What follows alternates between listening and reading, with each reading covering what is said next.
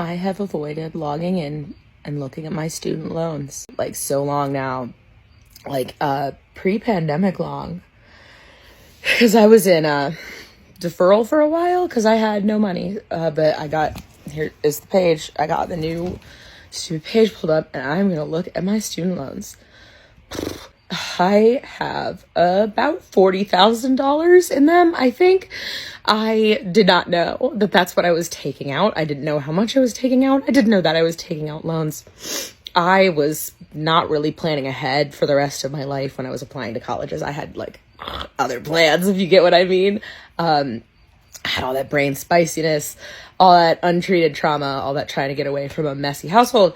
And so I just did whatever my mom told me. And my mom told me that you do the FAFSA and then you just take whatever money they give you. And she didn't really tell me that that was a loan that I was taking out in my name. When I started to figure it out, I asked about it and I got told that we would just like figure it out. And then I graduated and I had to figure it out. And I realized that there was never a plan. It's just me. And so now I have like the cost of a really nice car in student loans that I'm never going to pay off in my entire life. I don't have any kids because of these stupid things. And I could finally buy a car. I could finally afford to buy a car. Oh. Okay. I'm going to look at my student loans. And then at some point, I'm going to call them. I'm going to work out payments, I guess.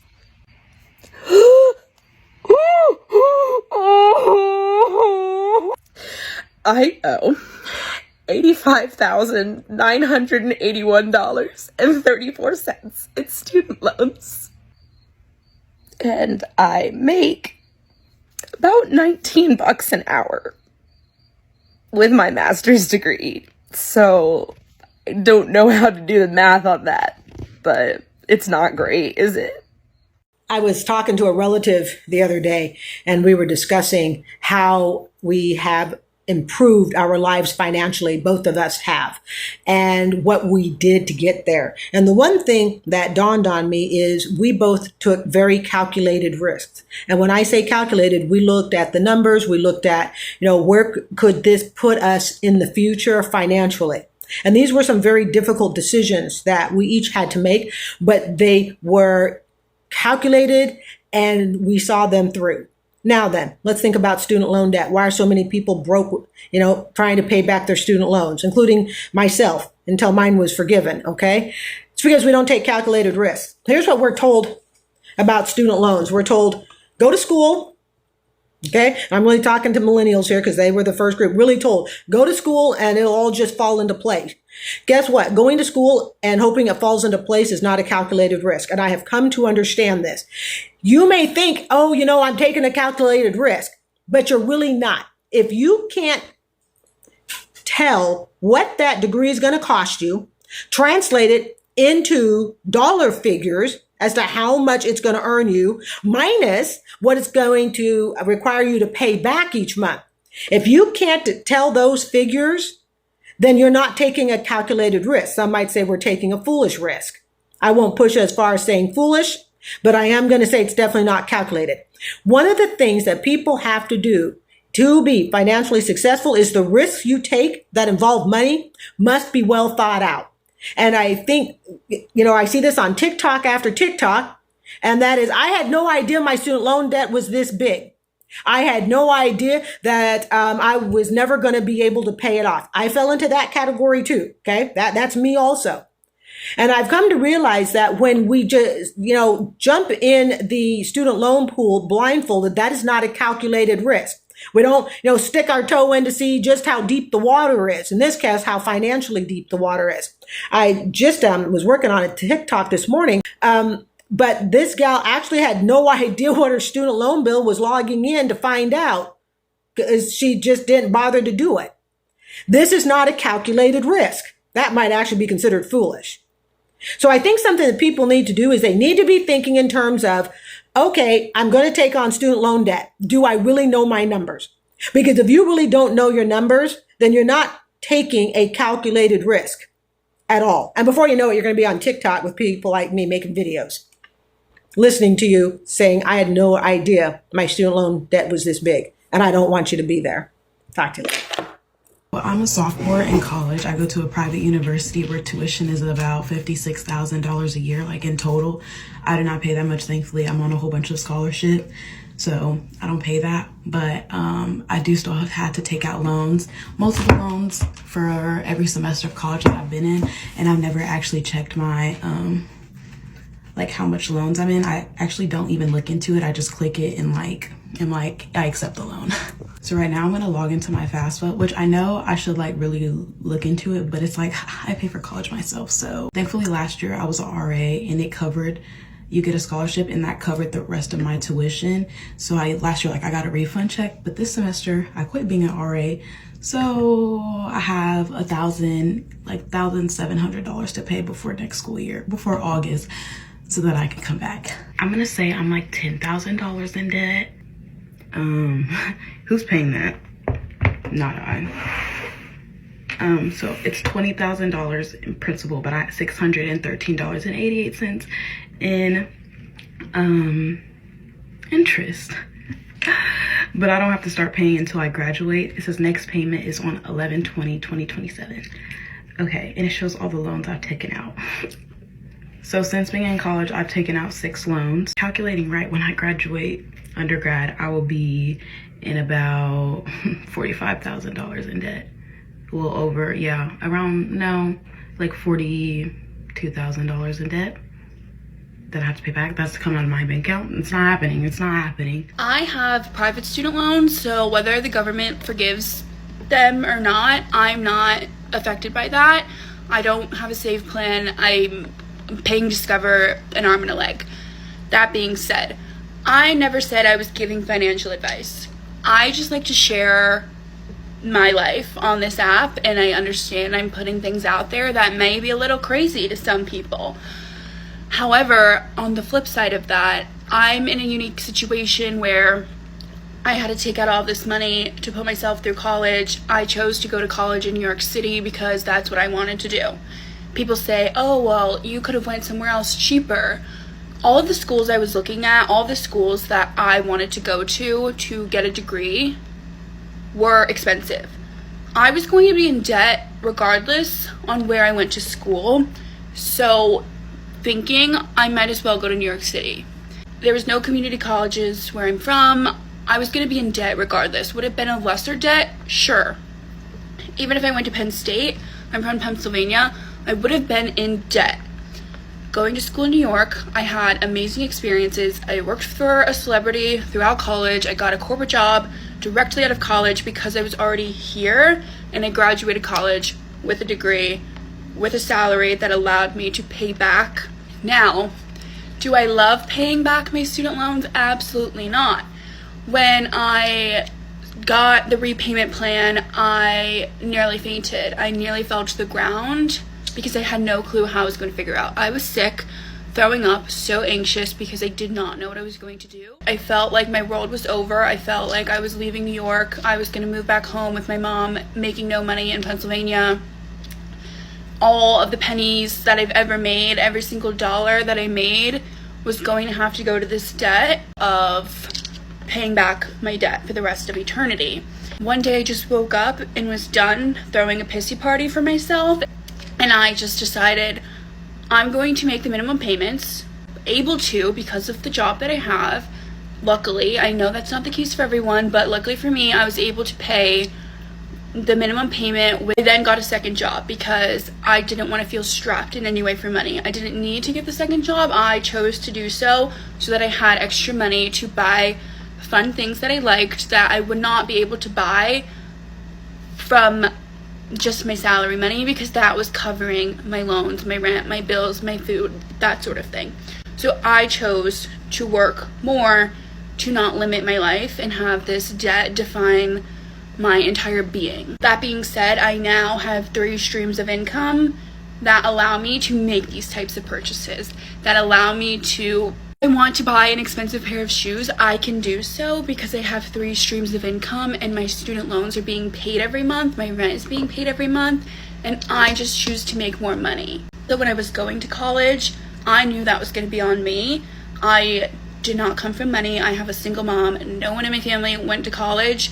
Therefore, no one in my family knew what we were doing when it was time to take out student loans, when it was time to do all of the financial aid and stuff. I got no financial aid, and I knew it was going to be on me. I wanted to go to college because I wanted to set myself up for success, and unfortunately, that's just the way the cookie crumbled for me, that I had to take out student loans. If I have to pay back X amount of money for X amount of time, that's just the cards I was dealt. It is what it is, and I feel like I can choose what to do about that. Can I just vent for a second, because I'm mad and I don't know what else to do about it, because there's nothing that can be done. But my husband works for a non-for-profit and qualifies for the public student loan forgiveness program. That's where if you work for a non-for-profit for 10 years, you get your loans forgiven. Except those loans have been on pause for the last 4 years because of our government shenanigans, and you can't even make a payment even if you wanted to. It was originally decided that those 4 years would go towards your 10 years of debt, and then they rescinded that. So that just means that we now have to work for the same company, by the way. You can't even trade companies, but he has to work there now for 14 years. Additionally, they moved the payment from a small percentage type to, in September, it's going to go up to 10% of our potentially joint income. And I just don't know how that's affordable. How much is your college payment a month? I'll go first. $600 a month for a degree that I don't even use. $600 a month, plus it's mainly interest. The percentage of interest is 70%, so you're not even paying off the loan. You're just paying money to pay money to the government for not even the degree, just the interest to get the degree. But hey, guess what? The degree doesn't even matter, because you can't even get a job with the degree, because the degree is not the experience. But the experience that you need is the unpaid internship, the several unpaid internships in an economy where the inflation is crazy, and where groceries, one trip stop is $300 at Walmart. Go get that unpaid internship, because hey, you need experience. But guess what? Now you're going to be racked up with with all these people with all this experience, with all these degrees, and so much debt. You're competing with all these people. But guess what? Actually, what matters is connections. So now you're in all this debt with an unpaid internship, and you don't have the connections because you don't like people. I'm in $96,045.11 in total debt, but that's credit card and student loan. Here's the background story on my student loans. When I graduated high school, I was told I had to go to college. My mom even said that she would pay for it, and it came down to two choices, either an in-state school or a private school in college, private school in Boston. Now, I'm a huge Boston Bruins fan, so obviously I picked Boston. What I didn't know is that the tuition was $57,000 a year. And of course I finished all 4 years. So I graduated and I moved to Texas. I got an apartment. I was working a server job, and I thought life was just fine until my sister called me. She told me that debt collectors were looking for me, and I thought it was a mistake because I was like, I don't have any debt. What you talking about, girl? But the joke's on me, because that's when I learned I had nearly $200,000 in student loans, and that was in 2023. And that was in 2013. Now it's almost 2025, and I still owe $76,885. And at this rate, I'll have it paid off by 2038. I've been drowning in debt my entire adult life. First of all, nobody get in my comments talking about, well, you should have known when you're taking out the loan. Right? Look, I pay taxes for a lot of stuff I don't utilize. But I have paid my student loans religiously for 9.5 years. When I got out of grad school, I owed $45,000. After paying 9.5 years, I still owe $44,500. Some of us have actually been trying to pay what we owe. Some of us did read the fine print. Some of us do want to pay our loan.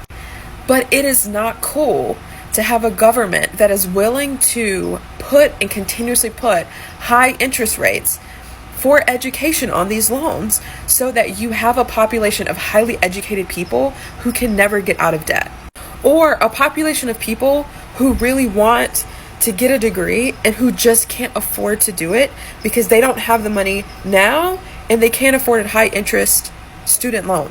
Now, to be frank, I think education should be free. I think loans should be forgiven. But we also have a government that can't keep their shit together. So every time I try to enroll in one of the programs for paying back, or I try to enroll in auto payment, a week later I get an email that's like, sorry, this is on hold. So for the past 6 months I've been trying to pay. You're gonna garnish my wages? I've just seen so many people making comments about this. You should have known what you were signing up for, blah, blah, blah, right? And it's like, if you're one of those people, I just hope you take a moment to understand how taxes work, how our government works, how most of the people who have taken out a student loan subsidize a lot of the different parts of your life. I'm one of the people whose student loans affected their credit score, and my credit score dropped 100 plus points because they were delinquent, and so poor communication on their part. But I checked in, I called Mahela, I made sure that my payments, I paid what was owed, and I paid what was also coming due. So like, $1,200 plus out of my pocket, which is a lot for me. It's a lot, okay? But tell me why 2 weeks later, I have another email from Mahela saying that my loans are delinquent and my account is delinquent. I'm like, I just literally paid up to date. Like, what do you want from me? If you're taking out unsubsidized student loans, these are loans that begin to accumulate interest the moment it hits your bank account. Do your best to start paying that interest while you're in college. This will prevent that interest from accumulating and becoming an even bigger burden once you graduate. Student loans are somehow a legal crime, a legal way to keep you poor, because I have been paying $175 every 2 weeks for the last, I don't know how many years, okay? When I was making way less money than I am now, to now. Last January, I was like, yes, my student loans are finally under $11,000. I checked the balance today. We are just under $10,000. How is it in the last year I've spent $5,000 and only gone down $1,000? I didn't go to college. Why should I have to pay for student loans? That's what I just heard from the White House secretary. She said, why should everyday Americans who did not go to college have to pay for student loans? Why should people who own homes have to pay for public school? Everybody who owns a home doesn't have kids. I don't have kids. Why am I paying for other people's education? I am a single woman. I do not have a husband. I do not have children. Why am I paying for free lunch programs? I'm not old. Why am I paying into Social Security? Who knows if I'll live past tomorrow? Why am I paying into Social Security that I may never use? I don't have children. Why am I paying for Medicaid and Medicare? I literally pay taxes for everybody else. I don't get any kind of benefit from paying taxes as a single person who is in their 30s. Other people benefit from me working. This is why I hate the news, because they put out things like, why should I be paying for somebody else's education when education should be a right that we all have? It's not about paying student loans. You should be able to go to college for free, period. Why is it that our government doesn't want us to be more successful, more educated, move our country forward? You're building a working class, but ain't nowhere to work. Then on top of that, the people who say these types of things, do you know where your tax dollars are going? Do you know what majority of your tax money goes?